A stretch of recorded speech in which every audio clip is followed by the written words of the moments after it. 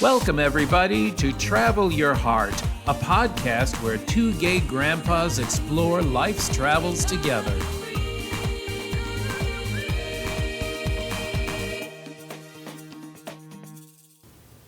Hey, everybody, it's Grandpa Bobby. Grandpa Scott. And welcome to another episode of Travel Your Heart, brought to you by two gay grandpas. So what are we doing on this episode, Grandpa? Well, I'm really excited about this episode because this episode is where we answer questions that our subscribers and followers from our social media platforms submitted to us. Brought to you by you. So this will be kind of interesting. So what we did is we gathered all the questions together, we wrote them down, and honestly, we have enough for 2 episodes. Yeah. So we'll try to get through most of them today. But Grandpa Scott and I have not even discussed these questions with one another, and we shuffled them up. So we have no idea what's coming up first. So let's see how this is going to go. This is going to be very candid. Yeah. And maybe full of surprises. Very to us. To one another. Okay, so I'll go first. Okay. So the first question is, how did you know each other was the one, and how long did it take you to find out? You go first. We'll both answer these questions. Okay. This is going to sound very romantic. Aw. It is. But when I first saw you across the dance floor, and I saw you smile, and I saw into your big brown eyes, I just went, that's the one. That's the one. How long did it take you to find out? Well, obviously, it sounds the second you met. Yeah, it was about 5 seconds to cross the dance floor to reach you. Well, it's a funny one. How did I know that Grandpa Scott was the one? Easy. He told me. I was a little... I did. He did. I'm not kidding. I'm a little slower on things. Remember, I had only met Grandpa Scott 2 weeks after I moved to San Francisco. I was there for a whole bunch of partying. I wasn't there to settle down. So I was a little more reticent. But it took me a few weeks of dating and being charmed by him and his love bomb, and that I remember actually where it was that I told you I loved you. Do you remember where it was? Oh God, that wasn't a question submitted. I told you. Unfair. I'm romantic, but I got a crappy ass memory. Remember we took a ferry boat to Sausalito, and we were on the rocks, sitting there, and I just realized that you were the one. We weren't eating anything at the time. So that's why there's no memory. Forget that one. Okay, let's go on to the next question. Okay. What have you learned from traveling that has changed your life? Well, a lot of things have changed my life, but one of the things that I remember particularly is growing up in the 1950s and 1960s. It really was inundated that we were America and that we were the best country and that everybody who was in America, should be pitied, and that everybody would want to be Americans if they could. But when we went to Europe for the first time, I realized something different. I realized that people loved their own country. They loved their own culture, and that they weren't like saving up money to climb on a boat to come over to the U.S. No, they were very happy. And it made me realize that you don't have to be in one specific spot to be happy. You can be happy in any number of places. And that really had an impact on my worldview. Yeah. How about you? Oh, well, you know what? That's exactly what I was going to say. Because when you come from a small coal mining town, when you come from a state that doesn't have a lot of people in it, and you do get kind of a provincial outlook, and you kind of buy into that. Well, it's the USA, and don't get me wrong, love my country, all right? Love my country. But like you said, other people love theirs, and they're not beating our door down to get here. They enjoy their nation. Yeah, I wish more people here understood that. And maybe it's because, we're only adjoining Canada and Mexico, that if we were adjoining a lot more countries, they would see the diversity of cultures and history and how people appreciate what makes their space unique. Yeah. Okay, on to the next question. Drum roll, please. Ba-ba-da-ba-dum. Okay, this one says, what careers have you had? Well, I'll go first because mine'll take about 2 seconds. I am an architect.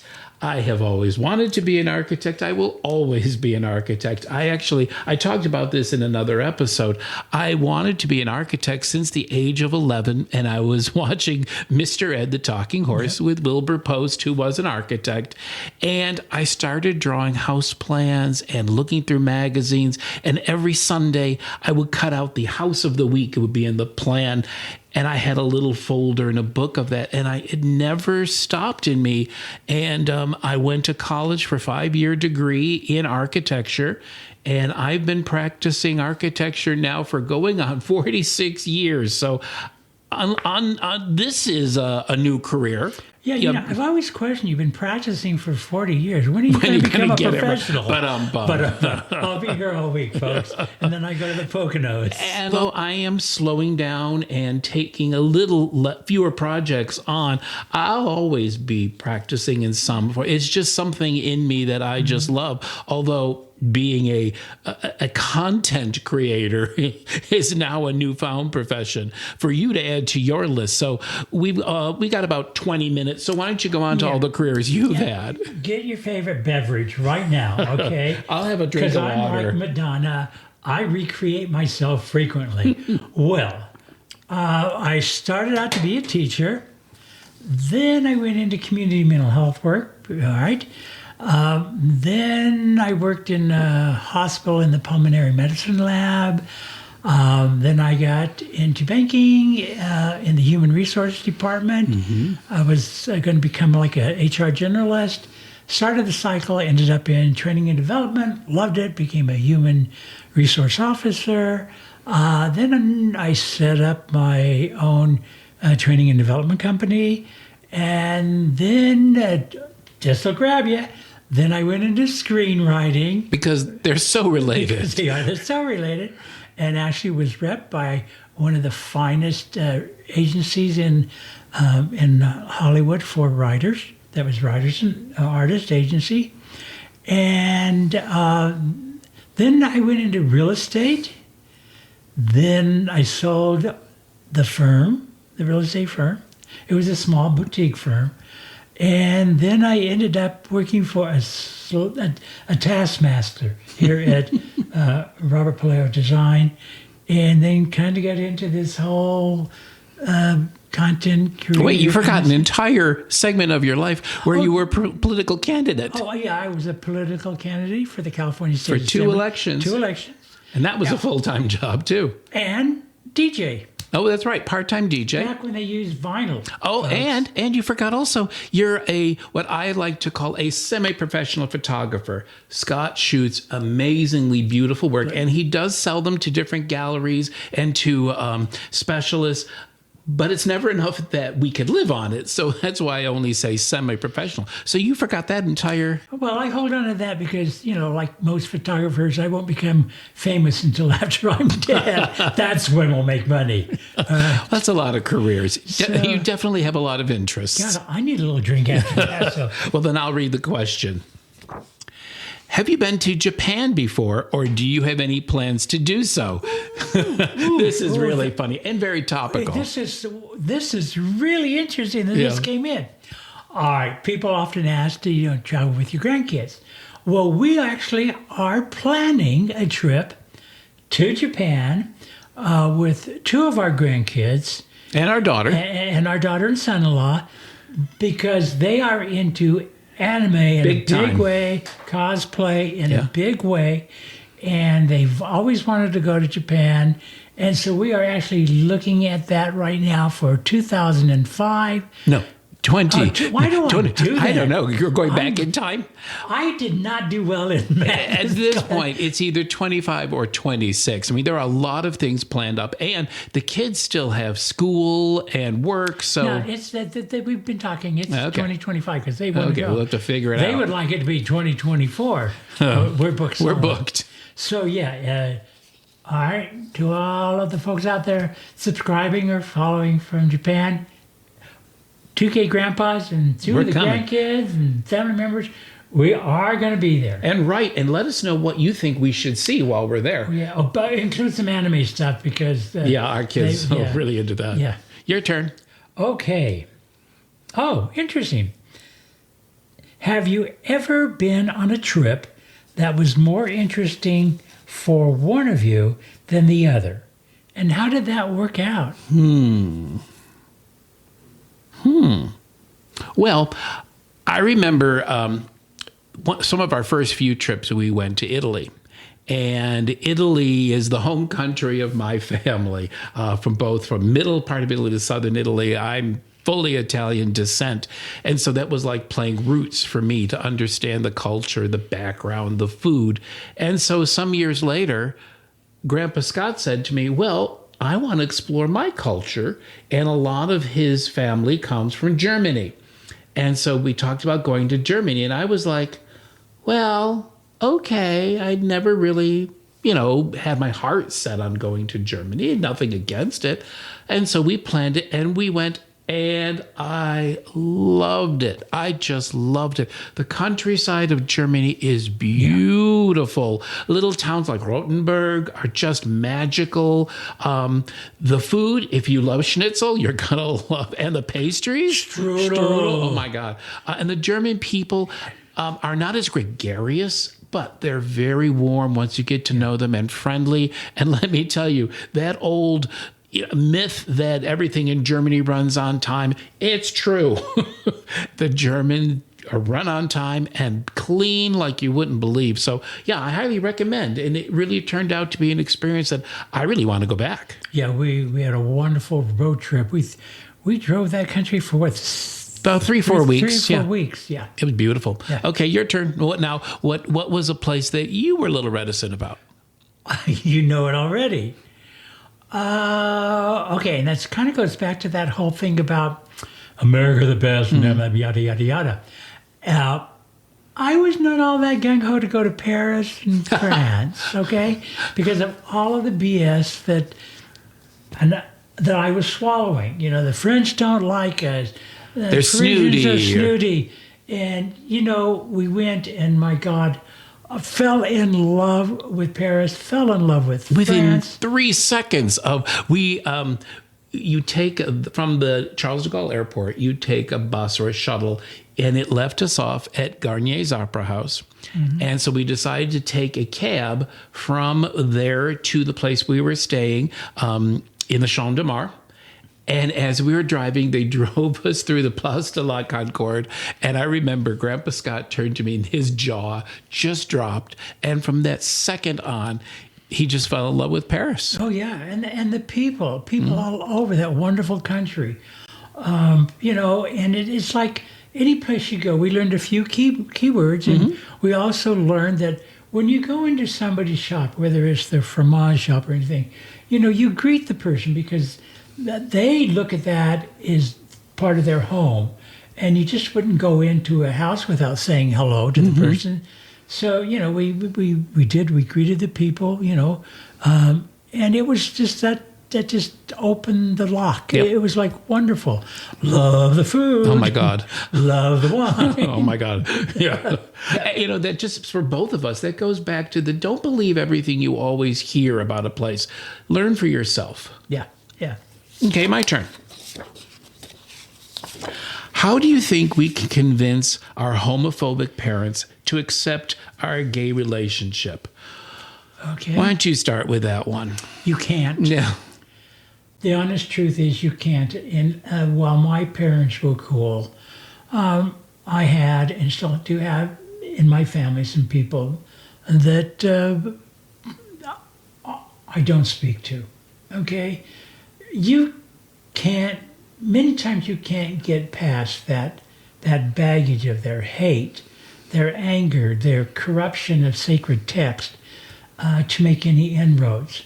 So many times you're just faced, well, I love them, but I can't have them in my life because I don't want it to prevent me from having my best and most authentic life. Sometimes you just have to accept that. Yeah, sometimes it's hard. And folks, we come from a time during the AIDS crisis where we had friends and new people where the parents didn't come to see their sons when they were dying, and they didn't, in many cases, even claim the bodies. And so their friends in the city would be responsible for the cremation or the burial or what have you.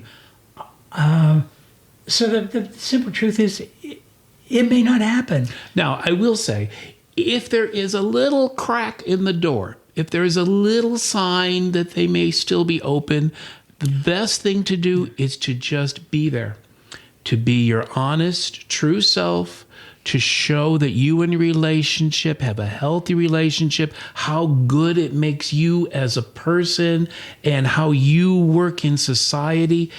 Wear them down. Show them just by being yourself. Both of our families had not had gay family members before, at least ones that they knew of. Yeah. So while they were accepting of us, they were a little, shy to it, a little reticent, didn't know what they would encounter. And we were just ourselves. We just showed them time and again that we had a healthy, loving relationship. We had a very healthy work and living situation, and they became more and more comfortable. Don't expect them to accept you 100% overnight.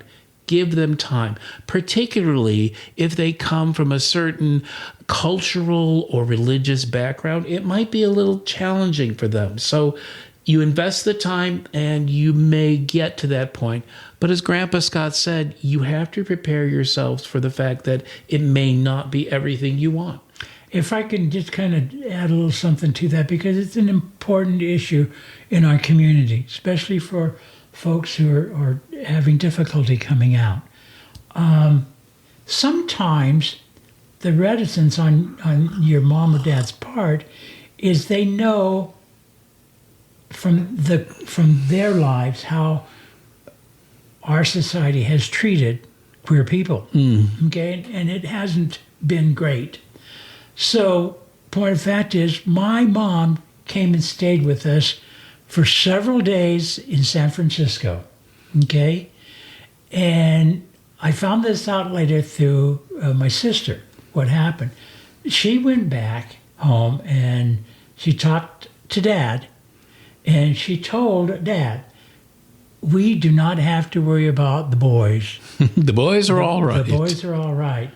And so some of it was that. They just didn't want us mistreated. It's a part of, they're concerned about their fear for their child, that their child is going to be mistreated, abused, or not recognized in society. And those values and thoughts are changing. So just be patient and hang with them. Yeah, try to find out what is the motivating factor in their hesitancy or whatever. Because if it's just their concern for you in a society, then you can deal with that and you can save the love. Yep. Your turn. Okay. How do you two decide together, Grandpa Bobby, how do you two decide together where you want to go? No. There's more to this. Don't jump into this with both feet. Do you negotiate or do you compromise? We just do as Grandpa Scott says. No. So untrue. I know it is. We really have a lot of the same tastes. So it's never that we argue or deny one another. We kind of like wear each other down on it. But there are a lot of factors. Number one, and we've talked about before, is how much time you have, your resources, how much money you have. Now, point of fact, Grandpa Scott and I have talked a lot about going to Norway and seeing all the fjords. And And we know that's going to be an extensive trip, and it's also going to be a very expensive trip. So it's not that we aren't going to go. It's like, when can we best suit that into our life? Budget. And so then we talk about it, and I liken it to when you go out to a restaurant. Sometimes one person may want Italian, the other may want Chinese. But So you end up at Carl's. But you both love Mexican. So it's not compromise, but finding common ground. And that's kind of the way we were with our trip for this summer to the UK. We had talked about different things, and I said, I really want to go back abroad. We haven't been abroad since the pandemic. Yeah. And so Grandpa Scott came up with the idea of, well, if we don't want to travel between too many different countries, why don't we go to the UK? And we both came to that conclusion. So it wasn't really so much of me giving in or he giving in. It was coming to a common ground of what interests both of us. Well, I even think there's a more relevant one, believe it or not, for us. And that was my desire to see Patagonia. Mm-hmm. And then I threw in, well, we're going to be in Patagonia. Let's do, Brazil, Argentina. Chile, Let's do all of South America. Well, at some point I'd love to, but I was trying to hit those countries that were near Patagonia. And you weren't too sure at first, okay? So we've been through a process, or we are going through a process, because that would be a longer trip. I know you're concerned is in Patagonia with my health because of the elevation, but, don't worry, Grandpa. We'll work it out. We'll work it out. Okay, my turn. Yeah. How often do you travel? As often as we can. Very frequently. Once again, as we had mentioned, travel for anybody depends on a lot of factors. It depends on your job. It depends on the time you have available. It depends on the resources. Now, we're in a position that's a little more flexible than other people, owning our own company and, being semi-retired, that we can choose and be frequent travelers a little more. But what we do is, if we have a major trip abroad, well, we'll then pepper it in with some smaller, more local trip. But we like to travel often. We travel about once a month. Yeah. It's becoming that way. It wasn't before. Before we would do like one major trip a year when we were both working 9 to 5 ones. and a couple of small ones. But also now that we've moved to Arizona, there are a lot more local things that we're discovering. So we're traveling a lot more locally as well. Oh, yeah. If you have not been to Arizona, you're in for a pleasant surprise. Oh, my gosh, this place has such beauty. The hiking is tremendous. I love Saguaro National Park, one of my favorite. You have the Grand Canyon, both the south and the north being my favorite. But there are areas in this state that will just take your breath away and well worth the time to come visit. Yeah, and so our advice is, if you do love traveling, don't think it always has to be in a big, expensive, long trip. You can do smaller, long weekends and still get a lot of joy from traveling. Yeah. Oh, well, remember there were times when we lived in Southern California that our trip was down to Laguna Beach. Yeah. And we would walk around, have lunch, check out some of the museums and artwork. Or one time Grandpa Scott surprised me, and he bought tickets to a Shakespeare play in the Globe Theater down in San Diego. And we made that an overnight trip. And it was just, you really felt like you went away and you had a great experience. Yeah. So, we love to travel often. Yep. Your turn. Okay. This one maybe take a little while. Okay, settle it. So let me have a drink. Have a drink. What's your favorite part about traveling? And here's kind of like bullet points that were submitted. The arrival at your destination, the food, the places, the people, the architecture, the memories. Oh, God, all of them, all except the arrival. The arrival is, especially if you're traveling abroad, jet lag is not pretty. Going through customs isn't fun. But once you get there, it's wonderful. But you've got to admit, I'm an architect. What can I say? Seeing the beautiful architecture, but it's not necessarily always the monuments.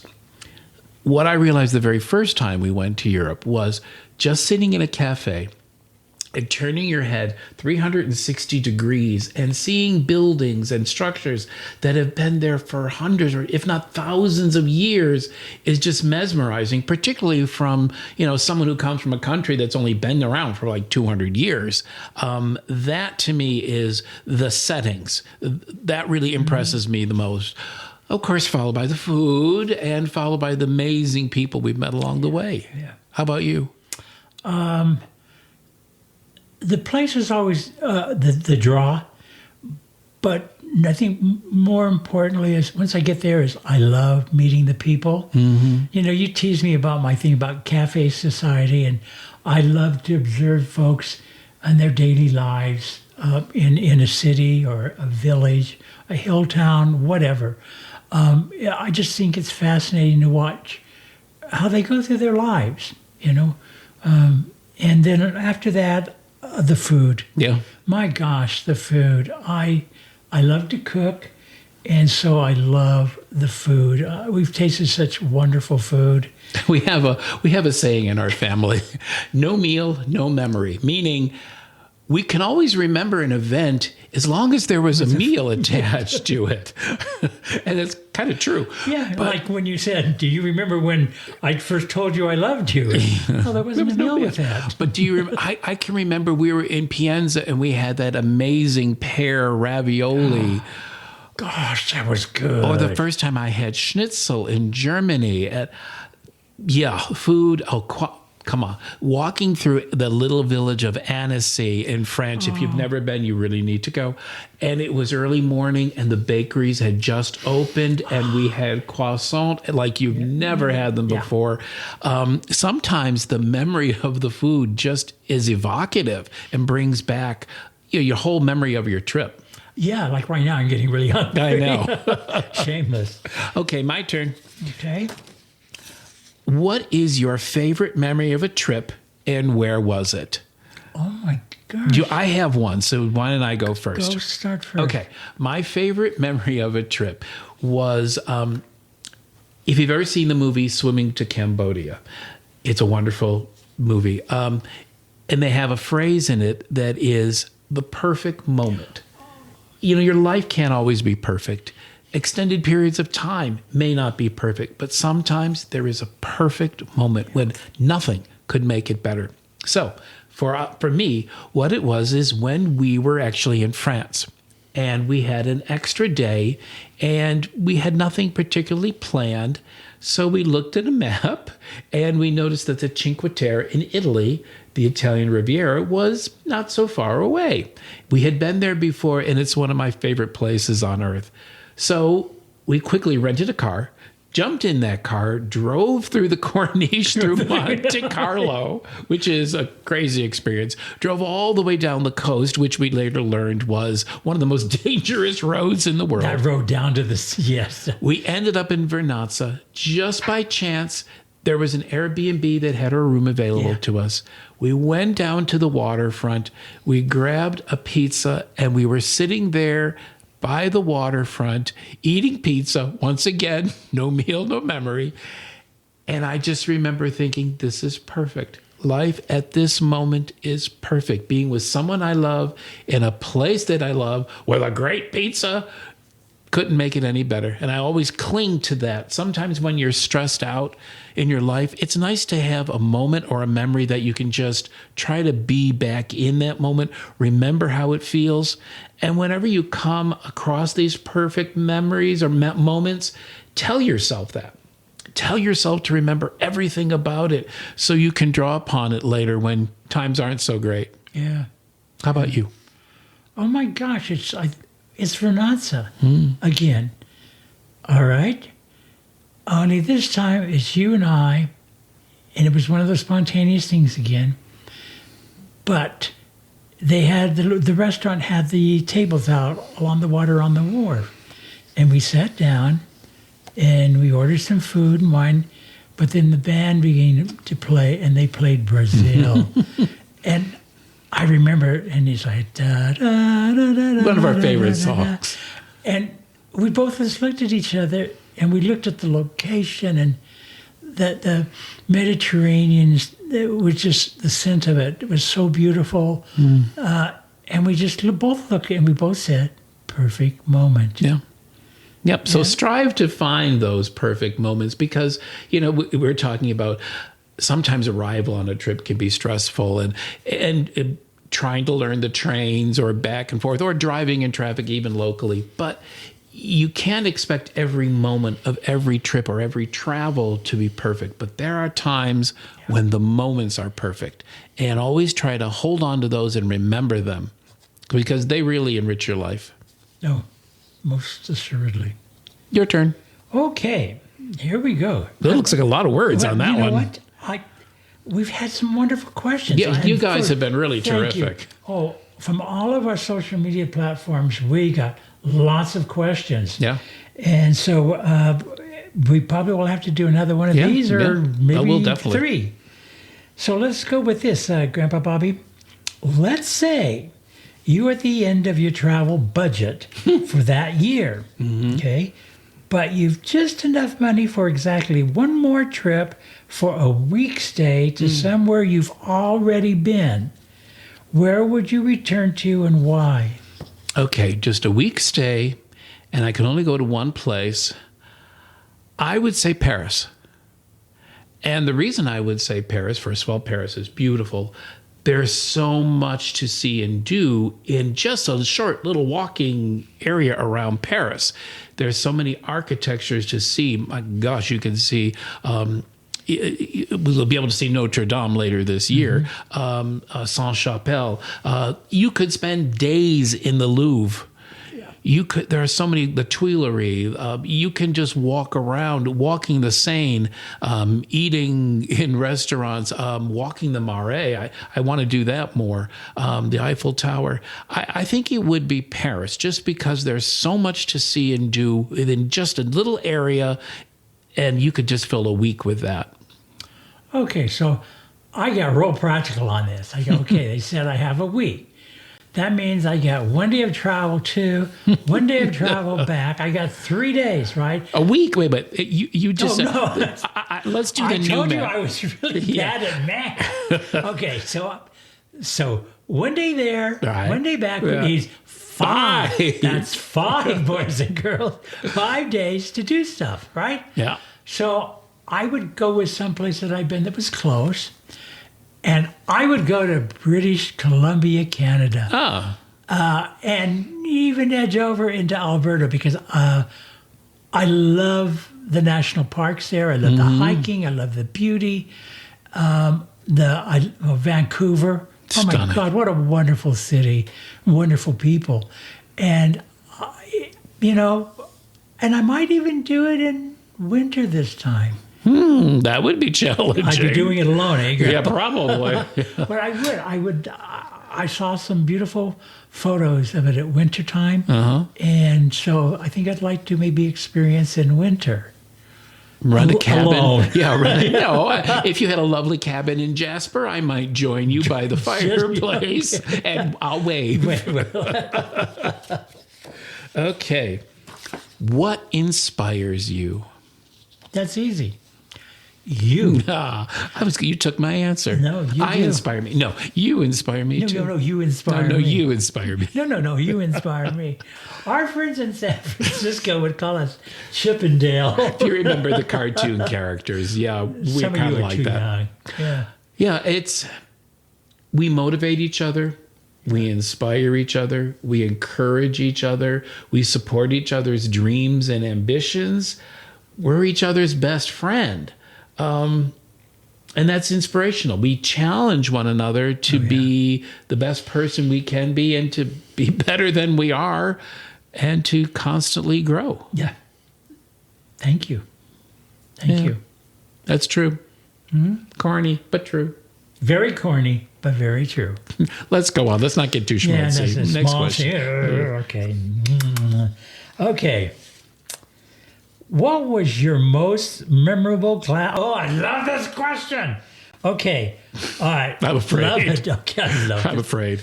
All of them have been good. Yes. But there's something about this that just, well, you'll find out why. What was your most memorable glass of wine in your travels? Glass of wine. Well, actually, it wasn't a glass of wine. The question asked I for know. a glass of Okay, wine. alcoholic beverage. It was a beer. Okay, can I do a beer? Can you do a beer? Can I do a beer? I'll do a beer. We were in the Piazza Navona. It was the summer that we took my mom. And we took my mom for her 80th birthday. And she has passed now. And let me tell you, I am so glad we did. It's an Yeah. experience that I'll treasure. But anyway, that story aside, we were in the Piazza Navona with a beer. And the phone rang. Your phone rang. Yeah. And which is really strange because, you don't expect your phone to ring when you're over in Yeah, Europe. you think, oh my God, who died? Who died? And it was our daughter calling Yeah. us. And our daughter was calling us to tell Grandpa Scott that he had passed his real estate broker's exam and he could now be a realtor.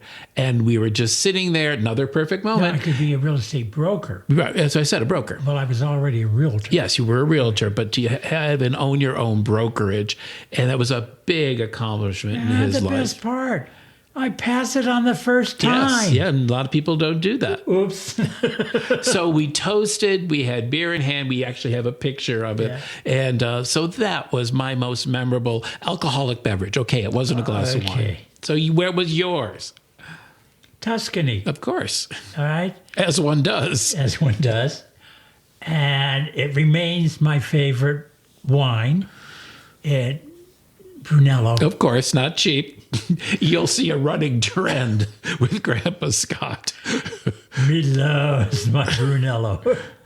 But yeah, and it was in Tuscany. Mm-hmm. And That wonderful little in Montepulciano, that Yes. little place where we ended up buying a case of wine and went down into the cellars. yeah, and we go back many times and send back Yeah. 24 bottles of just Brunello. Yeah, it's an That's expensive it. souvenir. Yeah, okay. But yeah, that is it. Yeah. That is it. How interesting. My turn. Yeah. We can't be close to the We end. are. No. How do you choose your travels? Well, we've kind of touched upon this briefly before. We choose them as you should also choose your travels based on a lot of factors. Where do you want to go? How much time do you have? How much money do you have? What are the factors regarding travel, health, and also, your safety too? If you're a member of the LGBTQAI plus community, all of those go into where you decide to travel. Yeah, and I think that there are some questions like that we'll have to answer in the next Q&A. Yeah, that we'll go we do. further into that. We'll go into it. Travel, because many people have talked to us about traveling as an LGBTQ person. But we'll go back into that in another episode. Yep. Last question. Last question. When was the moment you knew you loved each other? You go first.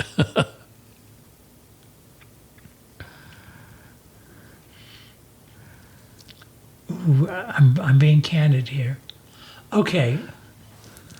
God, this is so silly. It was the first night we met, and it was in San Francisco, and we met at the dance club, right? And I didn't want to come off too forward. And so we spent almost until sunrise standing out in front of that bakery, each of us going, Didn't want the night to end. well, we always would think he'll think I'm just wanting his body. If I say anything, you want to. So yeah, that was when I said, oh yeah, I really have it for this guy. At the same time, I was living in a studio apartment, and to call the person, you had to pick up a phone and you dial, and it went to their phone, their landline. So I must have been on the phone when Grandpa Scott decided to come over. Now, at this time, we were only going to see each other. We said, okay, we'll see each other on Monday, Wednesdays, Fridays, and then we'll have Tuesday. Well, it was a Tuesday night. It was our off night.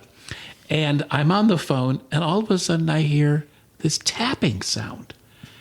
And I'm like, what the hell is that? So I went over to my kitchen in my little studio apartment, and there's Grandpa Scott throwing rocks at the window to get my attention. And I don't know who I was on the phone with, but I was like, I gotta go now. And I realized this guy he's either gonna drive me crazy or be the love of my life. Or both. And it came out to be both. So yeah, that's our kind of schmaltzy tale. Yeah. Wow. This has been some interesting Yeah, questions. a lot of interesting insights. We really do hope you've enjoyed it. Yeah. So I think that's enough no. for the what? What do you think about this episode? Oh, well, I think, first of all, I want to thank you guys. The questions you submitted have been very insightful and very revealing to us. So, sometimes we answer your questions, but we answer things to ourselves too. Mm-hmm. So it's been very, very illuminating. Yeah. And I hopefully a little fun for you. Hopefully too. enjoyable, and maybe told you a little bit more about us. Yeah, because we answer these without looking at them Yeah. beforehand. I mean, we of course we got them in and we put them down so we wouldn't have time Yeah, we haven't to. revisited them. So, I think you can tell that it's a little bit extemporaneous here. A lot. Yes. But I guess that's it for this episode. I think that's enough for this episode. Yeah. But definitely, please tune in to our next episode. And we would love it if you'd subscribe and tell your friends about it. And are you going to ask me what next episode is about? What's the next episode going to be about? Well, I think the next episode is about our adventures in Alaska for Gay Pride Month.